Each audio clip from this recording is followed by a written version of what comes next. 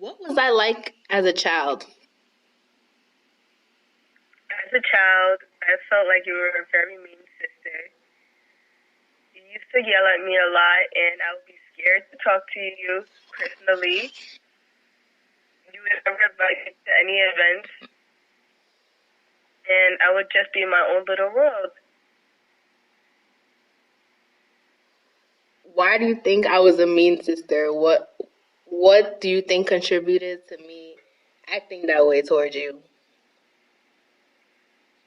I believe that you had some problems you were struggling with, and you didn't really know how to control those feelings. So you probably took them out on everyone, and I didn't really understand it, and I took it as mean. No, how did that make you feel as my sister? Growing up, I always knew that I had an older sister, but I never really had a personal relationship with her like other people would have with their older sisters. I felt distant to you as a little sister, and I didn't really talk to you much. I would usually play with my little brother instead.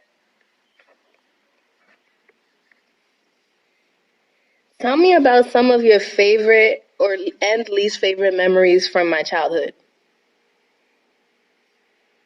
My least favorite childhood memory with you were the times where you would yell at me whenever I would ask you simple questions. But my most favorite is when I would get to go outside with you and we would go and have fun times, such as getting ice cream. Like, what other things did we do that made it like your favorite memory? What did a good time with you entail? I liked when we used to go on the couch and we would watch movies together and we would have moments where we would laugh with each other. I also liked at times when you would do my hair and it would come out really nice, and I'll be happy to say that my sister did my hair. And I also liked when you used to help me with my homeworks or help me with my art projects, and it would come out so nice, and I would win first place. What are some hardships you had to endure as a result of my childhood? And could you please elaborate on them? Growing up, I didn't really have memories where I was really connecting on a sisterly level. I didn't really have too much advice or knowledge on what to do because I couldn't really ask you personal stuff or sisterly stuff or womanly things. And having a mom that's so old-fashioned, I just had to bear it by myself. And how did this make you feel? At times, I would feel alone, or I would just feel like in a incomplete place, and I just wouldn't know how to act towards certain situations. I just felt lost altogether. What do you wish I could have done differently or you could have done differently? To me, I wish that I could have seen things differently in a different light instead of me just being scared to ask you questions. I wish I could have had some boldness and ask you some things, and I wish I could understand that what you were going through was harder than what I was going through, and put my problems aside to deal with yours on a sisterly level. In your sense, I wish that you would have talked to me more or communicated with me more as much as we do now, so that growing up, I wouldn't feel so scared or so distant from you. But what made me so like scary and so like unapproachable? I felt like whenever I would ask you small questions, you would yell at me, or you wouldn't give me the response that I wanted. I also felt that whenever I tried to come in your room or something, you shut me out of your life, or you would tell me to go away. I also felt that the things you wanted to do with your friends never included me. And if you had friends over or if you went somewhere, you would never invite me. So I feel like those are some things that kept us at a distance. That's funny you bring that up because right now, when I invite you to go places with me, you always turn me down. Well, I'm used to that distance where we would never go places with each other. So it's harder now to say yes to an invitation where we only the two of us. Understandable. Um, how and when did my analytical social style develop, and what role do you think it has played in my life so far? Simpler English, please. Analytical. Can you please elaborate?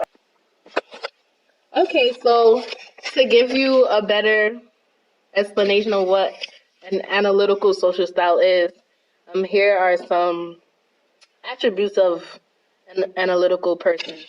So, an analytical person is detail oriented, displays preference in order, displays preference for order, listens to and studies information carefully, lets others take social initiative, prefers information presented systematically, conservative and practical in decision making, relies on factual evidence, is practical, and some frequent conflicts that analytical social style people, personality people have are that analytics are serious, orderly manner sparks impatience in others. The analytical, critical, and judgmental eye towards others creates distancing. Indecisions create confusions and impatience. States positions bluntly without showing concern for the feelings for others. Feels rejected unless the group is willing to spend time to draw out the data. So, does this give you a better view of what an analytical social style is? Yes. Okay, so let me repeat the question to you. The question was, how and when did my analytical social style develop, and what role has it played in my life so far? To be honest, I'm not really sure or certain when those styles came up in your life, but they impacted you not only in your life but in my life as well, because I always saw you as a child as a reserved person. You didn't really show much emotion, except for at times when you had tempers, you would break down and all I would see is anger from you. So that impacted me because it made me to be scared of you and to be scared of your anger. Anything else that you saw from the traits that I gave you of an analytic? They're practical, detail oriented. Yes. Also, Let others take social initiative. Sorry to cut you off. Continue. Also, I always saw you as a detail-oriented person. You always wanted everything perfect, and you always wanted to get to the bottom of things, to know all the facts, to know all the details.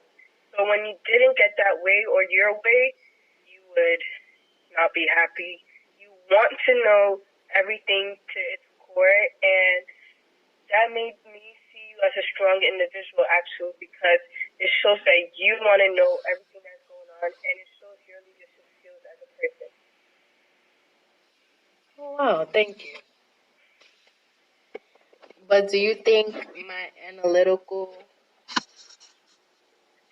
personality has any negative effects on me? Yes, I would, because previously I mentioned you as a detail-oriented person. So whenever you did not have everything perfect, you would get very upset. For example, you would lash out, have anger tantrums, or you just start screaming. But you want everything perfect, how it's supposed to be, how you want it to be. That's how it is supposed to be. So when it's not that way, it was not happy. It was not a good situation to be in for anyone else. I see.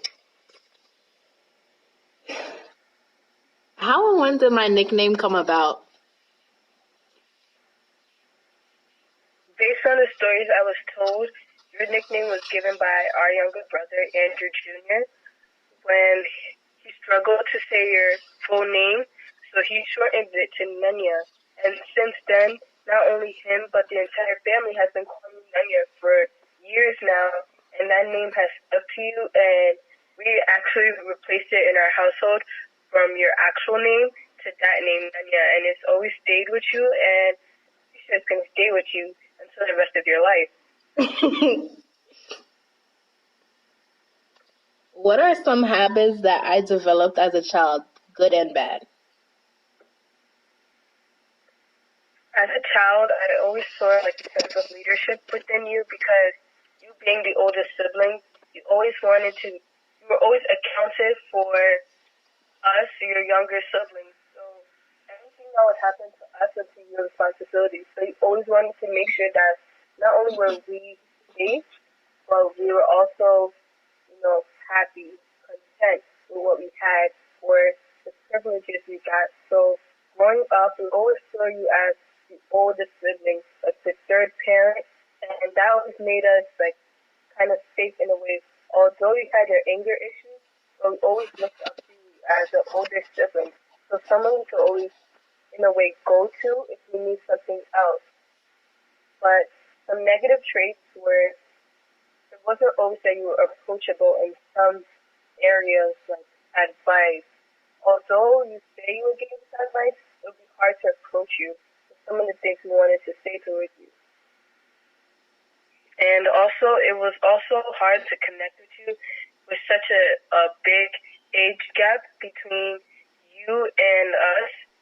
Some of the things that you were going through, we did not even have an understanding about, so that made it hard for us to really connect with you. I see. How do you think we could have done things differently? I feel that if we were to do it again, I think that if you were more open towards us, maybe try to build conversations with us more, or ask us how's your day. It'll help us be more open towards you. And I feel that with me, if I was more confident to ask you questions, to go to you whenever I needed something, maybe our relationship would be stronger than it is today. Although it's strong now, I feel like it will be even stronger today. I also feel that if we didn't really worry about the things that were going on in our life and focused on family matters, family situations, family affairs, maybe things would be more positive in other areas of our life. And also, if we all knew that we have each other's backs, maybe that wouldn't really affect us in all the other problems we face today or in our past. It would help us be stronger as a tight-knit family, and not only as siblings, but as an entire family. If each of us knew that we had each other's backs, our mom has our father has our mother, and our siblings have each other, then things would run so much more smoothly. We wouldn't have so much problems in our family, and things would just be more, comfortable in our lives. I hear you. So my next question is, how did I express my creativity as a child, and how do you think that has impacted my life so far? Growing up, we all knew you were the artist in our family. Ever since you were a little child, we always had these great art skills that we would all be like, where did it come from? Because none of us are artists. Either we're poor artists or we're at least decent, but you were always the exceptional artist in the family. Even at a young age, you drew like the strawberry shortcake character, and you drew cards for our father on Father's Day or for his birthday, which also showed your artistic skill and value. So we always knew that you expressing your emotions through your art and through writing was always going to be a way for you to excel. And today it shows that art has an impact in your life because you're going to school for art, fashion, and design. And we always supported you in that field. So I feel that you expressing your emotions through art has impacted impacted you significantly in your life because you're doing what you want to do in life. You're doing what you've always been doing since you were a kid, expressing your emotions and your feelings through art. Do you think the way that I express my creativity has had any impact on your life? Yes, because as a younger sister, I was always able to see how, not only see, but I was able to have the privilege of having a sister who can help me in many areas, in writing, your creativity, and not only in writing as well, but in life too. Your creativity has impacted me through school, through even my personal life as well, even with the way you helped me during my prom year, with my hair and my makeup and my dress decisions, and all the things that a girl would want to go through with her mother and her sisters. You helped me through it with your creativity and your fashion sense, and that's something I always admired. I always looked up to you because you had such a great sense of fashion, and you always were strong in what you wanted. So I always looked up to you, and I always admired you for your creativity and your distinction between tacky and nice, and ugly and cute. Thank you. You know how I feel about tacky. Yeah. And if you could change anything from my childhood, what would it be and why? Please elaborate on that. If I was to change one thing, I would change the way you express your feelings, because sometimes I always felt that you were so introverted, you were so quiet, you never wanted to express how you felt, you never wanted to talk to us, you never really wanted to be with us. You would always keep to yourself, always secluded yourself in your own area, and it would be hard to communicate with you because you were always so far and distant away.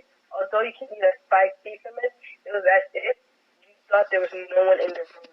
That's how you was. And growing up, that was hard because how do you connect with someone that doesn't want to be dealt with and doesn't want to connect with you? Although you would talk to us, it wasn't always on some sisterly type relationship. It was on a stranger relationship, and that's something I always want to change. So if I was to change anything about your childhood, it would be how you express yourself, which will lead to how we can build a more better, is that a real word? A better relationship between us, sisters. Is there anything else? Yes. If I was to change anything else, I guess it would be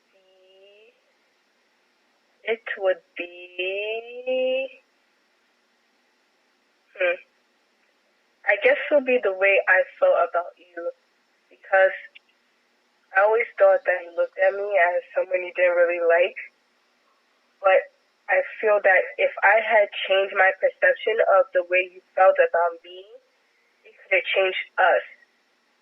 So, yeah. Do you have any other comments?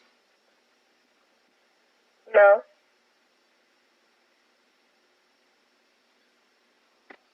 So any closing remarks? To conclude, I feel that our childhood has certainly impacted us in the way that we feel about each other now, but that's not the only thing.